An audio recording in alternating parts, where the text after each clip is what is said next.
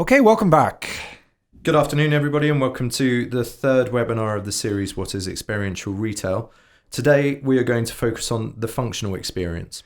My name's Ian Johnson. I'm the founder and creative director of Quinine. We are a retail experience consultancy that works with product and service brands globally to help them create more meaningful and engaging retail experiences. And I'm Alex Whitlow, Senior Design Director at Quinine. Okay, so for those of you just joining us today, we're here talking about experiences in retail. And as an agency, we're constantly being asked to create more meaningful and engaging experiences. And this word experience, it keeps being used by so many people within the industry. The problem is it's not particularly well defined. What is actually meant by experience?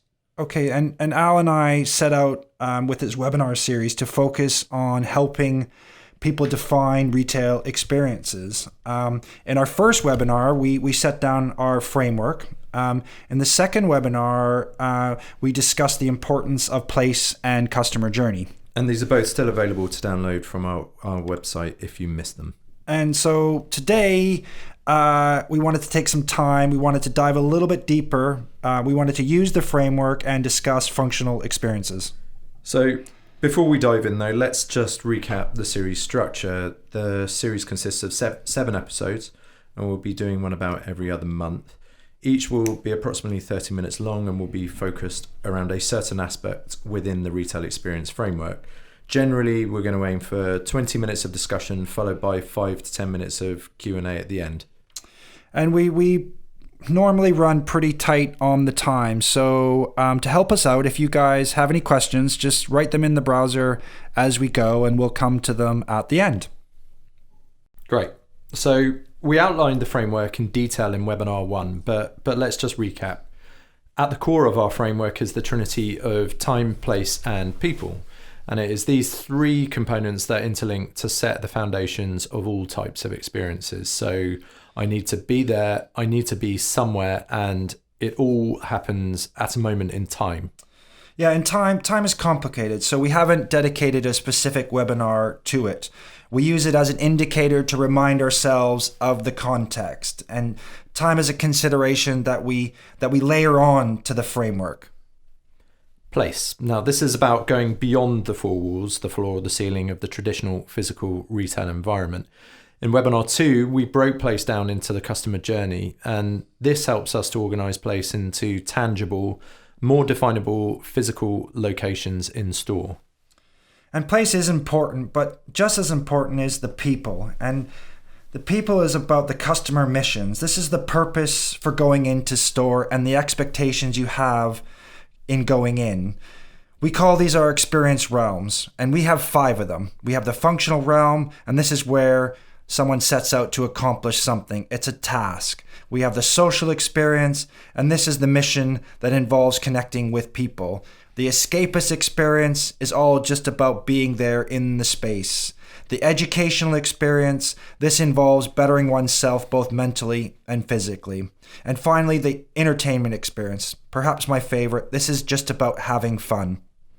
And it's these 5 together that capture all the reasons people go into the retail environment. Great. But before we focus on today's topic, I think it's important to remind ourselves that the best experiences, the experiences that give the most meaning to customers, are those that combine the different realms. Yeah, and the more of these realms that we can include into a retail environment, the better chance you have of creating a more engaging and meaningful experience. So today we are going to focus on the functional experience. It's so often overlooked as a retail experience, but for us here at Quinine, this is one of the reasons why we're doing this webinar series. Yeah, too many times people start this retail experience conversation by discussing the entertainment and social realms, the fun, the immersive, the interactive. These components are interesting and definitely a big part of creating engaging and meaningful interactions in store. That's why they're part of our framework. Yeah, but when mentioned in isolation, when experiences don't reference the functional aspects of retail, then these activities, these fun, social activities, they're more experiential marketing than experiential retail. Yeah, and functional missions, functional experiences, they exist today and will continue to exist in retail. We just never hear people talk about these. These aren't the fun and interesting aspects of retail, but they're really important. Yeah, let's be fair. This is one of, if not the main activity in store, but rarely is it identified as an experience. Currently, it is these functional missions they're the main reasons why we go into store. We go into store to do something. And I recently read a stat, I think it was 49% of all missions, all retail missions are functional.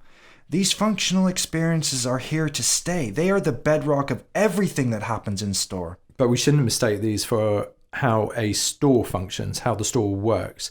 And that is what we talked about in webinar 2, get the basics right first. Yeah, that's important. But let's dive a little deeper into functional missions. Functional missions were born out of this functional mindset, this historical reference that when we went into store, it was to get our provisions, to get what we needed to live. So let's start by reference your grandfather running the Hudson's Bay trading post. What was the mindset then? What drove customers' decisions? Yeah, my grandfather, William, running the Hudson's Bay trading post in Yellowknife. His customers, they needed food and provisions to feed their family. Their mindset was probably based around where I get this stuff, this availability. Is product in stock? They thought about the effort it took to get this goods. How difficult are they to get? Am I walking? Am I taking the dog sled? And how much does it cost? Much like today, how much am I willing to pay for it? If I walk to the local trading post, it's double the price than if I were to take the dogs to Yellowknife. And choice was important. How much range do I see? The local trading post, does it have less range than the larger store in town? And finally, how much time do I have? How quickly do I need these goods? Do I need it for dinner today? Or can it wait until next week? And so, fun aside, envisaging this rural shopping back in the 1920s in the northwest part of Canada. But this historical reference is still here today. My mindset is pretty much the same today as it was back then. The decisions I make to go and buy a pint of milk, they're the same. Granted, I'm probably walking or taking my car and not jumping on the dog sled. Yeah, and I think like you say, the fundamentals of that mindset are the same, but they're also evolving. Not only does this functional mission cover the things I need, the commodities like a pint of milk, as you mentioned, but it now also includes the things that I want, or the things I think I want. What actually are sauna pants? I don't know what these are, but I want them. Okay, but these help us show how today's functional mission is not simple. And in fact, there's a spectrum of missions that we need to consider. They're not necessarily tied to our needs and wants, but rather specific missions and general missions. Both of these missions involve setting out to do something. So to help explain that idea, let's use a passion of mine, sneakers. Trainers. Yeah, sneakers. If I need a pair of sneakers, I set out on a specific mission to get these shoes. I know exactly what I want. It's very, very specific. Yeah, so I need these Nike Air Force One in white, size 10.5. I know exactly what I want. And that in that customer journey, in that in-store journey, it's simplified. I don't need to discover. I don't need to be consulted. The in-store journey is primarily defined by me selecting and transacting. Yeah, and that is a very specific functional mission.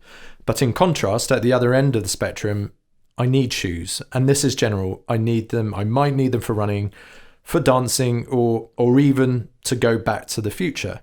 I never thought I needed a pair of Nike Mags, self-lacing, glowing moon boots. You wanted these the moment you saw them. Yeah, perhaps even more than the sauna pants, right? Yeah. So it's in these general missions that I'm more open-minded. I don't know the specific shoes I need, just that I need shoes. Here, the customer journey shifts to include discovery and consultation. By adding these into the customer journey, we have more opportunities. And this starts to take us in an interesting direction where the functional mission, it starts to be more engaging and more meaningful. The experience is now starting to become layered, with education realm now featuring. If you look at our framework, the dosage of educate, it's starting to grow. When product knowledge and demos come into play, I am educating myself. Yeah, the discovery and consult aspects of the journey are really important. If we go back to a point we made in webinar 1, Al, if we layer experiences realm into the retail experience together, the whole thing becomes more valuable. We should definitely try to exploit these opportunities whenever possible. But hold on, just slow down. Let's come back to the specific and general mission. The specific journey is at risk of being replaced by the online channel. There, it's quicker, easier, cheaper. Why wouldn't I choose that channel? But the general missions, with discovery and consultation included, this is where physical retailers need to excel. And if you integrate the physical, the human, the digital, to touch, smell, connect emotionally to the goods, using interactive and immersive discovery journeys, customers will have a richer and more meaningful functional experience. And if it's these kinds of interactive functional experiences retailers deliver, then the online channel will never challenge the more general shopping missions in the physical retail environment. Now let's take all of that thinking and help contextualize it. To illustrate this functional mission, and let's remind ourselves that almost 50% of retail missions are functional, let's use one of the most functional missions out there. Yeah, and we thought the dry cleaners was a pretty pure functional mission. We've all used them at some point. Some people, it's part of their weekly routine. But for this discussion, we won't use any particular brand or particular dry cleaning experience. We'll just talk generally. But if we could look at this functional mission from end to end, the mindset is simple. I'm not really worried about the range. I'm not worried about availability, but I am interested in how much effort it takes, where it's located, where I can park. Also interested in the cost and the speed of the service. So how do you make this experience stand out? How do you make this exceed the customer's expectations and differentiate it in what is a commoditized market? The specific to general spectrum that we spoke about earlier applies to most products and service brands in retail. So think of a bank, a post office, an optician, even telco would benefit from this thinking. Yeah, and the dry cleaning customer experience is a linear, straightforward journey. It is the specific journey we spoke about earlier. There's not much discovery, consult, or after sales. I pretty much know exactly what I'm going in for. So we are going to use what we consider a typical dry cleaner journey, but not all dry cleaners are the same, of course. There are dry cleaners out there that do a better job than others. But before we dive in, let's quickly remind ourselves that we developed this retail experience framework as a tool to help understand the experiences in store. It is a framework to help us discuss, define, and develop better, more meaningful experiences. Okay. Pause here for a minute. Let's remind ourselves that we developed this retail experience framework as a tool to help understand the experiences in store. It's a framework to help discuss, define, and develop better, more meaningful experiences. So how do we use this framework? Well, we start with the existing experience. We aim to understand what is working well, what could work better, and where the gaps for improvement are. Okay. So let's start with attract. Imagine you're on this functional mission. I need to get my clothes dry cleaned. So first, I need to identify and locate where this dry cleaner is. But the role of the facade within attract, it goes beyond locating. Am I looking for a value or speed-based service, or am I looking for something a little bit more premium? If I am choosing between two different dry cleaners, I need to identify which one suits my mindset better. Does the facade reassure me that I'm in the right place? Yeah, attract is about drawing you in, but this isn't limited to the facade. Seeing a beautiful, striking interior is a strong way to attract customers inside. So we look at welcome. To be welcomed and greeted, that initial face-to-face contact, it sets the tone for the entire exchange. And my local dry cleaners, they do this so well. They call me by my name every time I come in. Morning, Mr. Ian.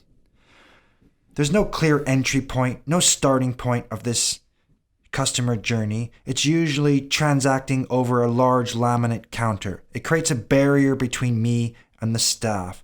There's an anxiety I have when I put my shirt down onto the counter, usually next to a pile of strangers' dirty clothes. Never a ticket handed over, just a nod, acknowledgement that I've handed something in. It's always followed by my gut asking, will I get my shirt back? But let's be fair to these guys. They're amazing. My clothes are never misplaced, and they're always at hand, ready when I return. Yeah, and it's this local community approach. It has a really nice emotional connection. It's human, but I wonder if it's too informal. Does it maximize this initial entry point? And it's about what is appropriate for your brand. Do you professionalize that entry point? Do white gloves and uniforms add quality and reassurance, or do they simply make it less human? And it's really important to note that each brand is different. We're talking about a general experience here, but when you look at your experience, every design intervention that you do should capture your brand's values and promise. So let's talk about Select. Is selecting my dry cleaning service part of this functional mission?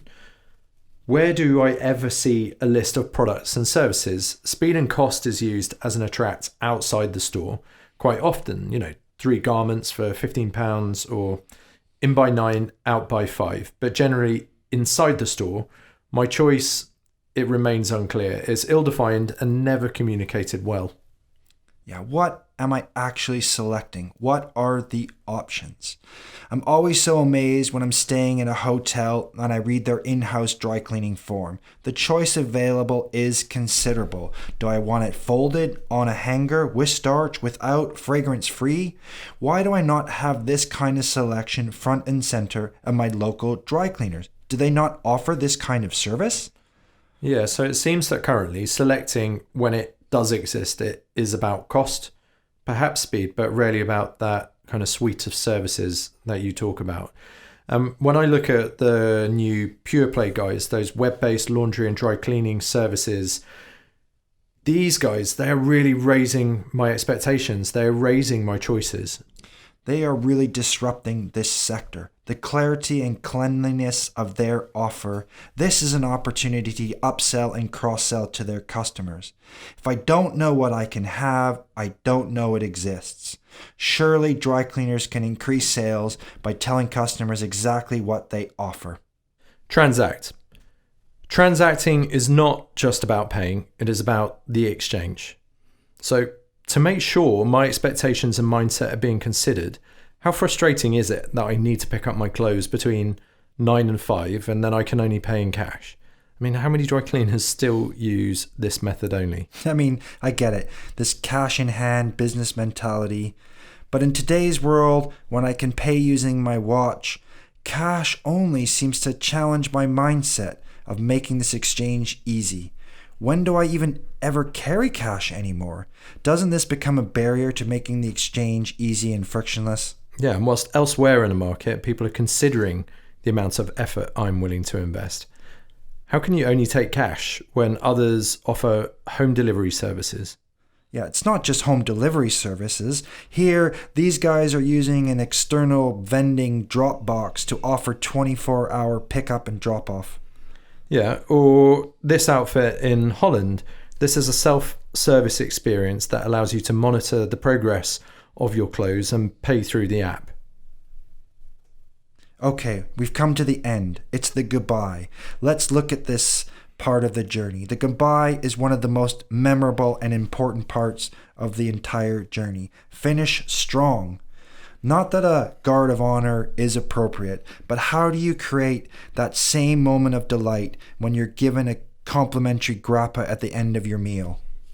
Yeah, and so maybe the handing over of the clothes offers a great opportunity. You could create a performance that is meaningful and memorable. Make sure the customer knows that you care as much about their clothes as they do. So whether it's the packaging, the way you hold the clothes, the manner in which you sidestep the counter and hand it back to the customer, the goodbye offers up loads of opportunities. Okay, so we've just described the entire typical dry cleaning customer journey. This is a specific functional mission. Now, there are dry cleaners out there doing more and some are doing less, but what we've outlined is quite typical, at least here in the UK. Yeah, and by running through each part of the place, we have identified moments of the customer journey that work well and others that could work harder. And that's about using this framework, using the framework to define the customer journey. We see some gaps in discovery, consult, and after sales. Yeah, so do these gaps provide opportunities for us to facilitate multiple customer missions? As we believe that the most engaging experiences are those that layer in various missions, then we should try and exploit these gaps to create more meaningful experiences. And if this dry cleaning experience or mission is purely functional, how do we create an experience that facilitates more of these other missions? Missions like the social, escapist, educational, and entertainment missions. Yeah, so let's look at Discover and how Discover might exist within a dry cleaner's. What does a dry cleaner actually sell and what am I there to buy? I mean, how do I really know if the dry cleaners do additional services like alterations and repairs? Yeah, and as we've said, most dry cleaners do offer something beyond the simple cleaning of clothes, but it's never quite clear what it is and what it costs. We have seen some dry cleaners use leaflets, and those leaflets help explain these services, but I wonder, do they go far enough to give customers permission to explore and discover? Are they disruptive enough for a customer in a functional mindset? So here's an example. A dry cleaners here in London, and they use the physical space to celebrate and highlight these new services. If you notice, they have a tailoring room at the back and they've positioned some cleaning products at the front. All of this allows those customers to explore the unknown. Here's another example. No longer hidden in a corner, these services become a feature, designed and considered into a beautiful, engaging showcase that captures the essence of the brand. This simple shift from leaflet to physically representing services in store elevates the mission. And you'll see in our framework that a dosage of education and entertainment has appeared. A layer of curiosity to a familiar journey, it allows customers to ask questions and discover new products and services. Okay, let's talk about consult. Consult is where the staff and customer engage in conversations. But what does that mean for the dry cleaner? Is it a helping hand to understand more around the basic care of my clothes? I mean, after all, the dry cleaners are the experts. Yeah, and as experts, why can they not explain those highly complex laundry symbols? Or could they not give advice on how not to shrink my wife's jumper? There is so much expertise that they have to offer. All of this would really help me, Al. I mean, imagine running workshops around stain removals, whether it's red wine, coffee, or how to rectify that rogue red sock. I mean, dry cleaners own all this knowledge and expertise, but they rarely use it to create more meaningful, engaging experiences for their customers. Yeah, so allowing staff the opportunity to share their knowledge, that amplifies the educational experience. And again, you can see this on the framework. The value of educate has now increased, and it creates more reasons for me to visit the dry cleaners. Okay, we're into after sales. This is the final gap in the journey, and it happens after the transaction. After sales is perhaps the most interesting of all the opportunities. This looks at enhancing existing services and exploring different reasons to come into the dry cleaners. Yeah, so when you look at the kind of services the dry cleaner offers, that 1 hour service, that could easily be enhanced. Why could they not offer a more comfortable place to sit and wait, perhaps even have a drink? Now, around the world, there are plenty of laundrettes offering this, so why can't dry cleaners use this as an inspiration? It's about finding opportunities to expand your operation, maximize your existing knowledge and expertise. Why would you not leverage your facilities and hold after-hour tailoring or knitting classes?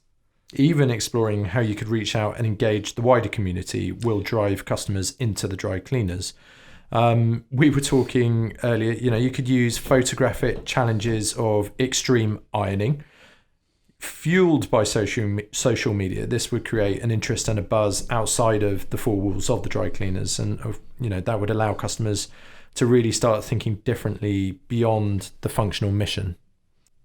And it's all of these gaps that offer up opportunities to combine and layer in the experience realms. Whether it's social, entertainment, or educational, they all help to create more meaningful and engaging experiences to a traditionally functional mission.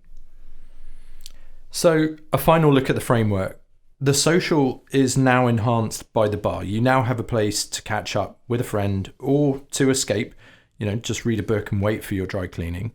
The classes educate and entertain your customers, and, the photo challenge is just another bit of fun. It's entertainment. Yeah, and all of these after-sales experiences are layered onto the education and entertainment created by including better consult and discovery parts of the journey. So it's important to remind ourselves that what we have just outlined and discussed is kind of a magical dry cleaning experience. Although there are some dry cleaners doing some of these elements really well, and we've shown them, nobody is doing all of them. Yeah, and it's only by using this framework that we're able to discuss and define what is working well, what needs to work harder, and where the gaps for improvement are. It's only by looking at the customer journey in this very, very particular way and breaking it apart can we identify opportunities to layer in other missions to enhance the overall customer experience. Even the most severe or typical functional missions can become more meaningful and memorable. Now, we've covered a lot of ground on this webinar, so let's summarize what we've talked about into 3 key insights. The first of these is, before integrating multiple experiential realms, first meet the expectations of your customer's functional mindset. Yeah, and secondly, there's a spectrum of functional missions, and they range from specific to general. It's these general functional missions that present the greatest opportunity to deliver meaningful and memorable experiences in store. And then thirdly and finally, the more of the social, the escape, educate, or entertain layers that you can add into the functional experience, this will create the most engaging retail solution. Okay, so I hope that makes sense. Quick time check. Do we have some time to do some Q&A? I reckon we do. Yeah, let's do it. I think we've got time for a couple at least anyway. So as before, I'm going to ask you the first question, if that's okay. And the one that caught my eye is this, and this is from Evelyn. So Evelyn, thank you very much for your question. Are there opportunities for specific functional missions in store? Okay. Opportunities for specific functional missions. Well, the mindset here, I guess, focuses around cost, availability, speed, and these seem to be, or at least now they're starting to become easier to execute these online for sure. But when I think about specific missions in store, I start to think about how Click and Collect deals with these mindsets. You know, the new Nike store on Melrose in the States is really interesting. And there's the new Huma store in the Alibaba distribution store, which delivers your purchases you make in store with, they deliver them back to your home within 30 minutes. So that's really innovative. But I think when we think about specific missions in store, there is opportunities, but we need to think differently here. We need to think about how we could integrate the digital within this physical retail, maybe taking the best from a digital platform to create a more unified experience. Does that answer it? Sounds good to me. Okay, so I will ask you one here, Al. How about this one from Joseph? How does customer service fit into this functional mission? Okay, so in short, I'd say in exactly the same way as we described for that more product-centric journey where we talked about the Nike Air Force Ones. And I think for customer service, there is both a specific and general mission as well. The mindset might be slightly different though, in that I guess for example, you don't consider cost quite so much with a customer service journey, and I'd say that the customer journeys themselves might look a little different. The customer service journey will probably focus more on the consult, and I would imagine you won't have any select, transact, or discover involved in it. Perfect. So I hope that answers that question for you, Joseph. Yeah. And actually, there's loads more questions, and I'm not convinced we have time for any more, but we promise we will get back to you by email. All of you who have sent your questions in, thank you very much. And like I say, we'll get back to you shortly by email. This webinar will be posted online so that you can download it. It will be accompanied also by a transcript of everything that we talked about. Cool. And just a quick note here, the next webinar we have coming up, webinar 4, we're going to dive deep into the social realm and social experiences in store. The date will be posted, the date for broadcast will be posted on our website.